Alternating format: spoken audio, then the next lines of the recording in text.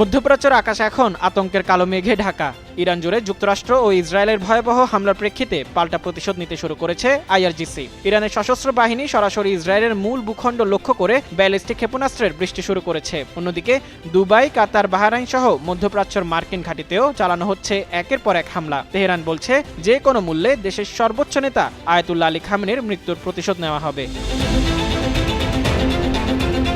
ভয়াবহ যুদ্ধ পরিস্থিতির মধ্যেই আন্তর্জাতিক বাজারে জ্বালানি পরিবহনের প্রাণকেন্দ্র হরমুজ প্রণালী বন্ধ ঘোষণা করেছে আইআরজিসি। অন্যদিকে মধ্যপ্রাচ্যের জ্বালানি রপ্তানিকারক দেশগুলো ইরানের পাল্টা হামলা সামাল দিচ্ছে। এর ফলে কাতার, সৌদি আরব সহ কয়েকটি দেশে তেল, গ্যাস প্লান্টের কার্যক্রম বন্ধ হয়ে গেছে। আর হরমুজ প্রণালী যুদ্ধক্ষেত্রে পরিণত হওয়ায় জ্বালানি পরিবহন ব্যবস্থাও ভেঙে পড়েছে।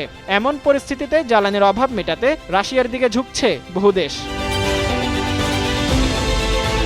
এদিকে ইরান যুদ্ধ শুরুর পর রাশিয়ান জ্বালানির চাহিদা উল্লেখযোগ্যভাবে বৃদ্ধি পেয়েছে বলে মন্তব্য করেছেন ক্রেমলিনের মুখপাত্র দিমিত্রি পেসকভ। তিনি বলেন, ইরানের যুদ্ধের প্রেক্ষাপটে রাশিয়ান জ্বালানির চাহিদা উল্লেখযোগ্যভাবে বৃদ্ধি পেতে দেখছি।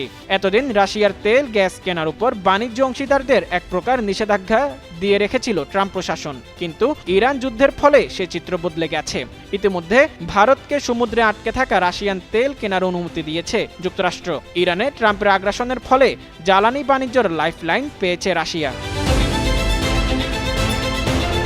যুদ্ধের কারণে মধ্যপ্রাচ্যের বৃহৎ জ্বালানি রপ্তানিকারক দেশগুলো বিপাকে পড়েছে। এই অঞ্চলের মার্কিন মিত্ররা এখন দ্রুত যুদ্ধ বন্ধের দাবি করেছে। কাতারের জ্বালানি মন্ত্রী সাদ আল কাবি ফাইন্যান্সিয়াল টাইমসকে দেওয়া সাক্ষাৎকারে বলেন, মধ্যপ্রাচ্যের যুদ্ধ দীর্ঘায়িত হলে তা বিশ্ব অর্থনীতিকে ধসিয়ে দিতে পারে।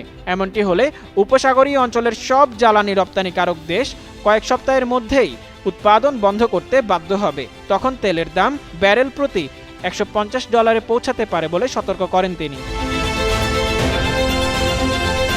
ইরান ইসরায়েলের যুদ্ধে রাশিয়াকে তেহরানের মিত্র হিসেবেই বিশ্বাস করে আন্তর্জাতিক মহল। তবে যুদ্ধের মাঠে নিন্দা আর বিবৃতি ছাড়া তেমন কোনো পদক্ষেপ নিতে দেখা যায়নি রাশিয়াকে। এরই মধ্যে বিশ্ববাজারে নিজেদের জ্বালানি বাণিজ্য নিয়ে করা মন্তব্য নিয়ে শুরু হয়েছে সমালোচনা। প্রশ্ন উঠেছে, রাশিয়া বিশ্ববাজারের নিজেদের জ্বালানির বাণিজ্যর প্রসার ঘটাতে চাচ্ছে কিনা।